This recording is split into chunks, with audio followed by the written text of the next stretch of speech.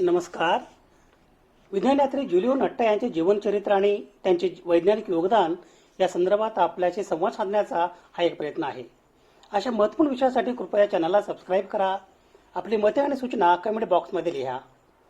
विज्ञानयात्री Julio Natta हे Italy देशाचे रसायनशास्त्रज्ञ, रासायनिक अभियंता आणि सन 1963 सालच्या रसायनशास्त्र शाखेच्या नोबेल पुरस्काराचे मानकरी.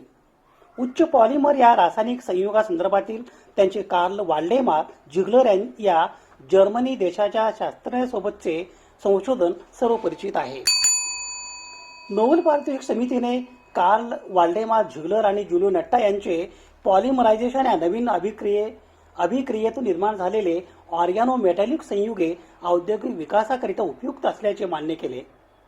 औद्योगिक क्षेत्रातील झिग्लर नट्टा उत्प्रेरक यांनी औद्योगिक क्रांतीसाठी महत्त्वपूर्ण ठरले.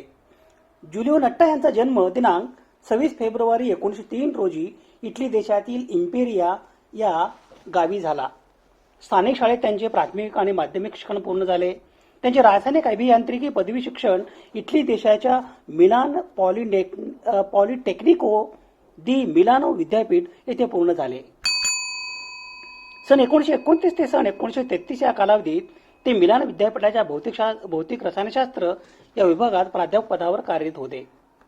सन 1933 ते 1935 या कालावधीत ते पाविया विद्यापीठाच्या रसायनशास्त्र विभागाच्या संचालक पदावर कार्यरत होते.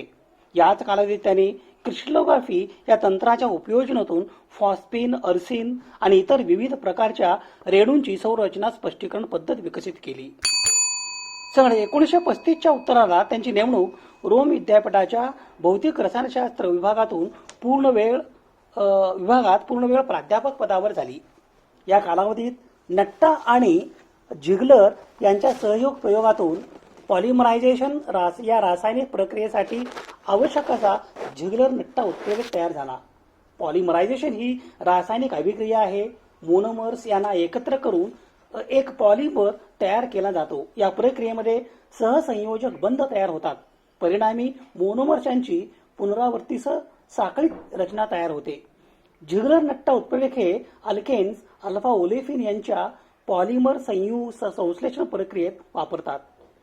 झिग्लर नट्टा उत्प्रेरक यांच्या टायटॅनियम संयुगावर आधारित उत्प्रेरक आणि एकसंग संयुगावर आधारित उत्प्रेरक असे दोन वर्ग कार्यरत आहेत. कार्ल वाल्डेमार झिग्लर हे प्रसिद्ध जर्मन रसायनशास्त्रज्ञ आणि सन 1963 सालच्या रसायनशास्त्र शाखेच्या नोबेल पुरस्काराचे मानकरी. उच्च पॉलिमर या रासायनिक संयुगासंदर्भातील त्यांचे ज्युलिओ नट्टा या इटली देशाच्या शास्त्रज्ञांसोबतचे संशोधन सर्व परिचित आहे. त्यांना सन 1963 सालमध्ये ज्युलिओ नट्टा यांच्यासोबत रसायनशास्त्रातील नोबेल पुरस्कार मिळाला. पॉलिमर क्षेत्रातील त्यांच्या क्रांतिकारी संशोधनासाठी हा सन्मान देण्यात आला. त्यांनी झिग्लर नट्टा कॅटॅलिस्ट याचा शोध लावला, ज्यामुळे प्लॅस्टिक, विशेषतः पॉलिथिन, पॉलिप्रोपिलीन कमी दाबावर अत्यंत स्वस्त दरात तयार करणे शक्य झाले. त्यांचा जन्मदिनांक 26 नोव्हेंबर 1898 रोजी झाला. त्यांनी मार्बर्ग विद्यापीठातून शिक्षण पूर्ण केले आणि Max Planck Institute for Coal रिसर्चचे संचालक म्हणून काम पाहिले. त्यांनी केवळ प्लास्टिक उद्योगातच नव्हे तर ऑर्गॅनोमेटॅलिक संयुगे आणि फ्री रॅडिकल्स यांच्याही अभ्यासात मोठे योगदान दिले. झिग्लर नट्टा उत्प्रेरक हे टर्मिनल अल्केन्स यांच्या पॉलिमरायझेशन अभिक्रियेसाठी वापरले जाते. झिग्लर नट्टा उत्प्रेरकामध्ये संक्रमण धातूंच्या हॅलाइड्स अनेक मिश्रण वापरले आहेत. उत्प्रेरक म्हणून ओळखल्या जाणाऱ्या अतिरिक्त पदार्थामुळे रासायनिक अभिक्रियेचा दर वाढतो.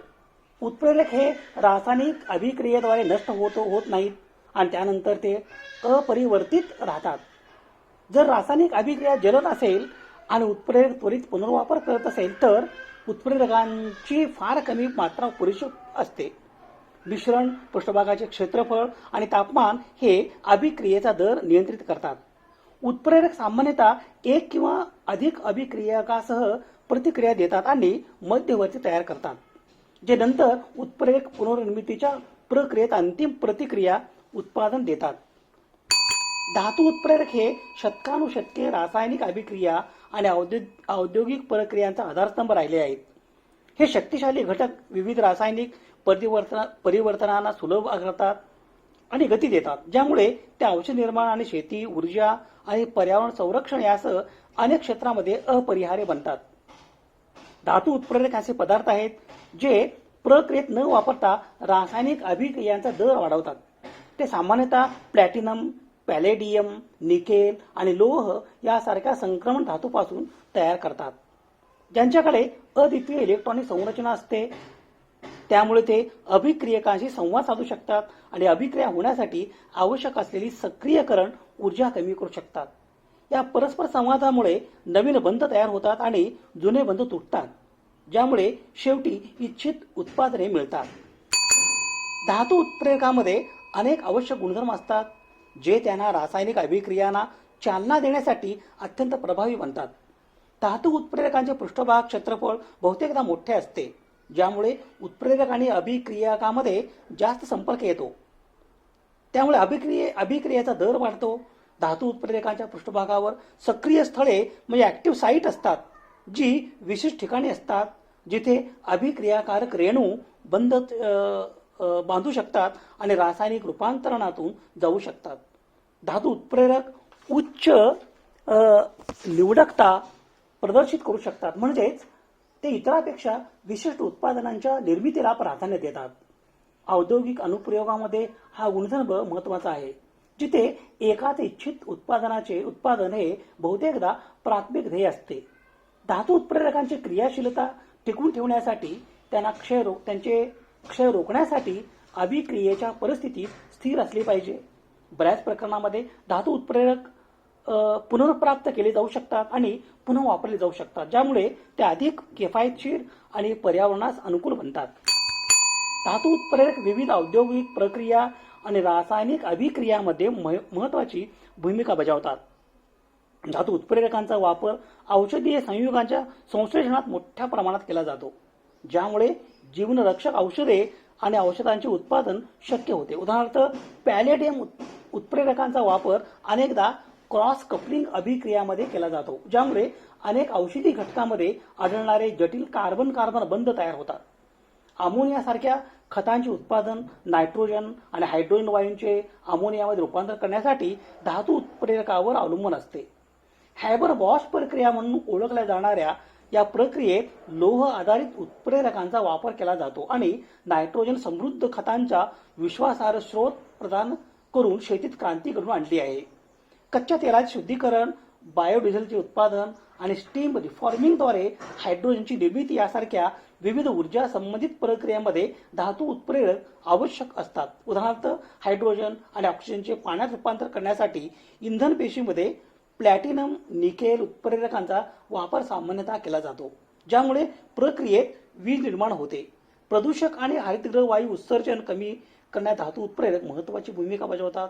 उदाहरणार्थ, ऑटोमोटिव्ह उत्प्रेरक converter carbon monoxide, nitrogen oxide आणि हायड्रोकार्बन सारख्या हानिकारक एक्झॉस्ट वायूंचे कार्बन डायऑक्साईड, नायट्रोजन आणि पाण्याची वाफ यासारख्या कमी हानिकारक पदार्थामध्ये रूपांतर करण्यासाठी प्लॅटिनम, पॅलेडियम आणि रेडियम उत्प्रेरकांचा वापर करतात.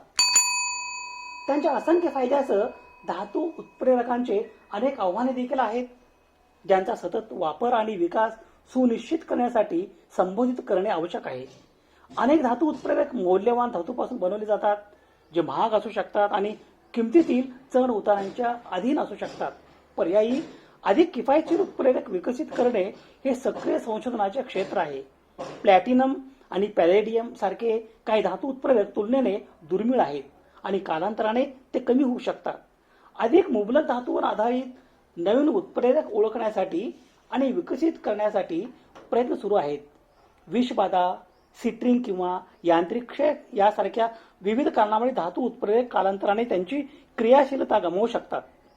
धातू उत्प्रेरकांची स्थिरता आणि दीर्घायुष्य वाढवणे हे संशोधनाचे एक महत्त्वाचे क्षेत्र आहे. धातू उत्प्रेरक प्रदूषक आणि हरितगृह वायू उत्सर्जन कमी करण्यात मदत करू शकतात, परंतु त्यांचे उत्पादन, वापर आणि विल्हेवाट यांचे पर्यावरणीय परिणाम देखील नकारात्मक असू शकतात. अधिक शाश्वत आणि पर्यावरणपूरक उत्प्रेरक विकसित करणे हे भविष्यासाठी एक महत्त्वाचे ध्येय आहे. शेवटी धातू उत्प्रेरक हे शक्तिशाली घटक आहेत, जे विविध रासायनिक अभिक्रियांमध्ये आणि औद्योगिक प्रक्रियामध्ये महत्त्वाची भूमिका बजावतात.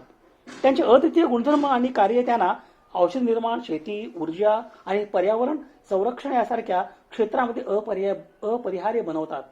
तथापि या महत्त्वाच्या पदार्थांचा सतत विकास आणि वापर सुनिश्चित करण्यासाठी खर्च, टंचाई, निष्क्रियता आणि पर्यावरणीय परिणामाशी संबंधित आव्हानांना तोंड द्यावे लागेल. चालू संशोधन आणि नवोपक्रमाद्वारे धातू उत्प्रेरक निःसंशयपणे विज्ञान आणि उद्योगाचे भविष्य घडवत राहतील, नवीन शक्यता उघडतील आणि असंख्य अनुप्रयोगामध्ये प्रगती करतील. उत्प्रेरकांच्या उपस्थितीत अभिक्रियेचा दर वाढतो, कारण उत्प्रेरक पर्यायी यंत्रणेद्वारे प्रतिक्रिया देऊ शकते, जी उत्प्रेरक नसलेल्या यंत्रणेपेक्षा खूप वेगाने असू शकतात. तथापि उत्प्रेरक नसलेली यंत्रणा शक्य आहे, जेणेकरून एकूण दर उत्प्रेरक अधिक उत्प्रेरक नसलेला केवळ उत्प्रेरकाच्या उपस्थितीत वाढू शकतो आणि कधीही कमी होणार नाही. उत्प्रेरक हे एकतर एकसंघ म्हणून वर्गीकृत केले जाऊ शकतात. त्याचे घटक अभिक्रियाक म्हणून त्याच टप्प्यात सामान्यतः वायू किंवा द्रव विखुरलेले असतात, किंवा विषम ज्यांचे घटक एकाच टप्प्यात नसतात. एन्झाईम्स आणि इतर जैव उत्प्रेरकांना सहसा तिसरी श्रेणी मानली जाते.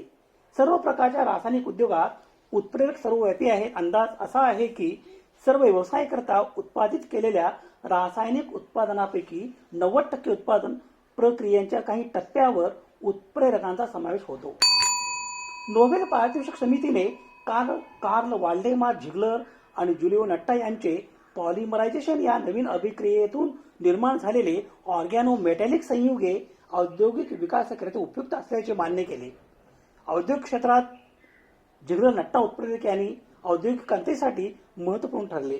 जुलिओ नट्टा आणि कार्ल वाल्डेमार झिगलर या दोन शास्त्रज्ञांना सन 1963 सालचा रसायनशास्त्र शाखेचा नोबेल पुरस्कार देऊन गौरवण्यात आले. सन 1956 मध्ये जुलिओ नट्टा यांना पार्किन्सन्स आजाराचे निदान झाले आणि या आजारामुळे सन 1963 सालच्या स्टॉकहोम येथील नोबेल पुरस्कार वितरण समारंभात जुलिओ नट्टा यांचे भाषण सादर करण्यासाठी त्यांचा मुलगा आणि काही सहकारी यांनी मदत केली होती. जुलिओ नट्टा हे इटली देशाचे रसायनशास्त्रज्ञ, रासायनिक अभियंता आणि सन 1963 सालच्या रसायनशास्त्र शाखेच्या नोबेल पुरस्काराचे मानकरी. नोबेल पारितोषिक समितीने कार्ल वाल्डेमार झिगलर आणि जुलिओ नट्टा यांचे पॉलिमरायझेशन या नवीन अभिक्रियेतून निर्माण झालेले ऑर्गॅनोमेटॅलिक संयुगे औद्योगिक विकासाकरिता उपयुक्त असल्याचे मान्य केले. औद्योगिक क्षेत्रातील झिगलर नट्टा उत्प्रेरक यांनी औद्योगिक क्रांतीसाठी महत्त्वपूर्ण ठरले. जुलिओ नट्टा आणि कार्ल वाल्डेमार झिगलर या दोन शास्त्रज्ञांना सन 1963 सालचा रसायनशास्त्र शाखेचा नोबेल पुरस्कार देऊन गौरवण्यात आले. त्यांना हा पुरस्कार उच्च पॉलिमरच्या रसायनशास्त्र आणि तंत्रज्ञानातील शोधासाठी, विशेषतः झिगलर नट्टा उत्प्रेरक विकसित केल्याबद्दल देण्यात आले. या शोधामुळे प्लॅस्टिक, कृत्रिम रबर आणि धागे यांच्या निर्मितीमध्ये मोठी क्रांती झाली. त्यांनी पॉलिप्रोपिलीन नावाच्या प्लॅस्टिकच्या नवीन व्यावसायिक उत्पादन शक्य झाले. त्यांना पॉलिमर विज्ञानातील त्यांच्या कार्यासाठी फादर ऑफ पॉलिमर केमिस्ट्री पैकी एक मानले जाते. वयाच्या 76व्या वर्षी दिनांक 2 मे 1979 रोजी इटली देशातील बर्गामो येथे जुलिओ नट्टा यांचे निधन झाले. विज्ञानयात्री जुलिओ नट्टा यांच्या स्मृतीस विनम्र अभिवादन. शोध संदर्भासाठी ही यादी आहे. समाजहिताच्या एखाद्या वैज्ञानिक विषयासंदर्भात प्रबोधन करणे, जागतिक समस्यांचे निराकरण करण्यासाठी सामाजिक इच्छा आणि संसाधने एकत्रित करणे आणि मानवतेच्या यशाचा उत्सव बळकट करणे, यासाठी सुवर्ण संधी म्हणजे सामाजिक आणि वैज्ञानिक सण आणि उत्सव. अशा महत्त्वपूर्ण विषयासाठी कृपया चॅनलला सबस्क्राईब करा. आपली मते आणि सूचना कमेंट बॉक्समध्ये लिहा. विज्ञान निष्ठा ही जीवननिष्ठा. धन्यवाद.